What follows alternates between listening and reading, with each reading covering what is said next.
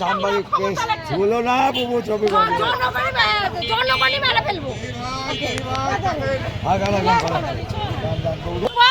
এই ফুটপাতে যারা যারা বসে আছে তাদের কিন্তু নিজস্ব কাউর জায়গাটা মানুষের, তারা এসে ভাড়া নিয়ে চলে যায়।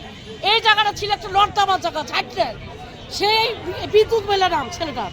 এই ঝাড়টা পরিষ্কার করে আগরবাতি জ্বালিয়ে বসিয়ে বসিয়ে ছেলে কলেজে পড়া ছেলে, এই ছেলে এতটুকু জায়গা লিতে লিতে লিতে লিতে সব নিয়ে নিয়েছে। এই যে 2 বছর থেকে এই জলিল এর ভাই জলিল বলে একটা লোক বসতো, বসে জামাতের লোক, এতক্ষণ জামাতের লোক, এতক্ষণ জামাত শিবির এসে জোর করে জলিলকে বললো যে আমাদেরকে ভাড়া দিতে হবে।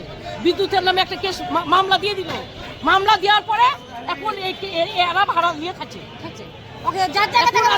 এমন একটা মামলা দিয়েছে যে ছেলে একটা পুলিশ দেখতে পালায়, যে একটা চর মারতে জানে না।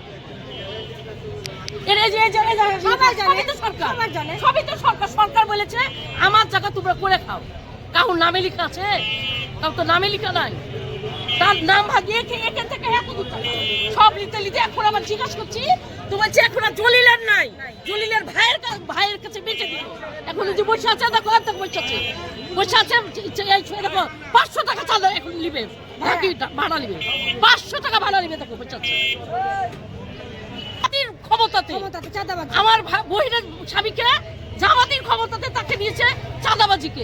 যে ব্যবসা যে একটা সবাইকে জিজ্ঞেস করো যে জায়গাটা কাজ ছিল, জিজ্ঞেস করো এই জায়গাটা কাজ ছিল, দেখি এই জায়গাটা কাজ ছিল, এই জায়গা কথা বলেন জায়গাটা কাজ ছিল, জায়গা কাজ ছিল বিদ্যুতের জায়গা।